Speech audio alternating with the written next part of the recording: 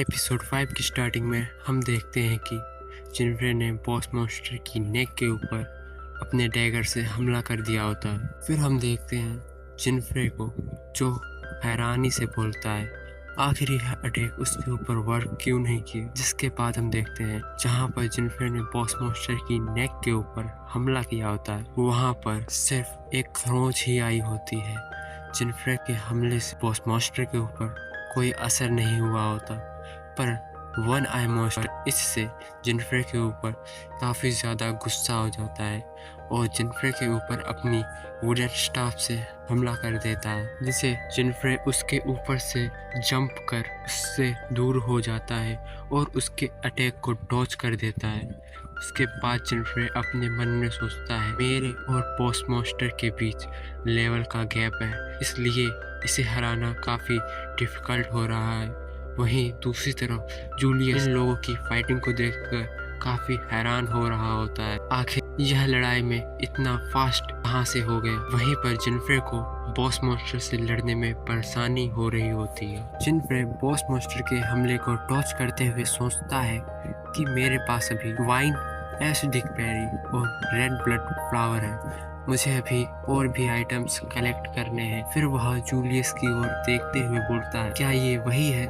फिर हम देखते हैं जिन झाड़ियों में जूलियस छिपा होता है वहीं पर शीड, स्केलेटन जेली लीव्स और कैटरपिलर होती है, जिसे देखकर जिनफ्रे जूलियस की ओर आगे बढ़ने लगता है उन आइटम्स को कलेक्ट करने के लिए। जिनफ्रे को अपनी ओर बढ़ता देख जूलियस डरते हुए बोलता है आखिर तुम मेरे पास क्यों आ रहे हो। पर जिनफ्रे उसकी बातों को कहाँ सुनने वाला था, वह जूलियस को टक्कर मारकर उन आइटम्स को कलेक्ट कर लेता है। जिनफ्रे बोलता है बस अब एक आखिरी चीज़, वाटर।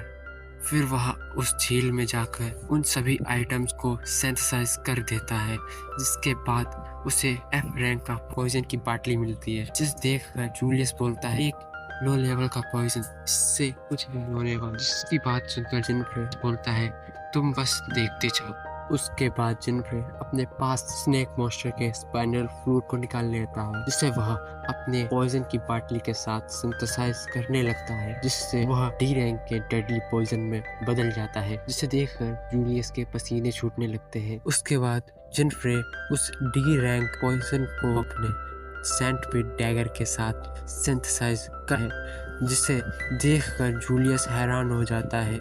ये झांटू तब से हैरान ही हो रहा है। जिनफ्रे का डैगर काफ़ी खतरनाक हो जाता है और इसका एट्रीब्यूट पॉइजनस होता है।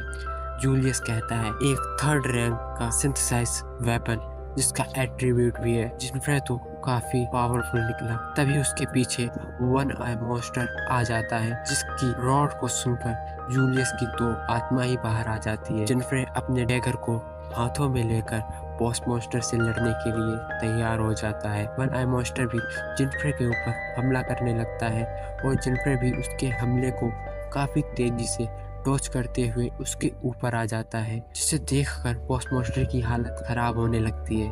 उसके बाद जिनफ्रे बॉस मॉन्स्टर के ऊपर काफ़ी तेजी से हमला करने लगता है, जिससे बॉस मॉन्स्टर की हालत खराब हो जाती है। पर बॉस मॉन्स्टर भी इतना कमज़ोर नहीं होता, वह तेज़ी से अपने अंदर गए पॉइजन को नलिफाइड करने लगता है, जिसे देखकर जिनफ्रे भी बोलता है मैं तुम्हें तब तक पॉइजन देता रहूँगा जब तक मैं तुम्हें हरा ना दूँ। जिनफ्रे के इतने सारे अटैक से बॉस मॉन्स्टर के ऊपर पॉइजन का असर होने लगता है, जिसे देखते हुए जिनफ्रे बॉस मॉन्स्टर के ऊपर फाइनल अटैक करने के लिए उसके ऊपर आ जाता है और वह अपने डैगर से बॉस मॉन्स्टर की आई के ऊपर अटैक करता है, जिससे बॉस मॉन्स्टर एक काफ़ी तगड़ी रोर करता है। फिर हमें सिस्टम के थ्रू बताया जाता है कि आपने अपने ओपोनेंट के ऊपर एक क्रिटिकल हिट मारा है, जिसके सामने देखने को मिलता है कि वह बॉस मॉन्स्टर वहीं पर ख़त्म हो जाता है। बॉस मॉन्स्टर के हार जाने से जिनफ्रे को एक्सपीरियंस पॉइंट मिलते हैं।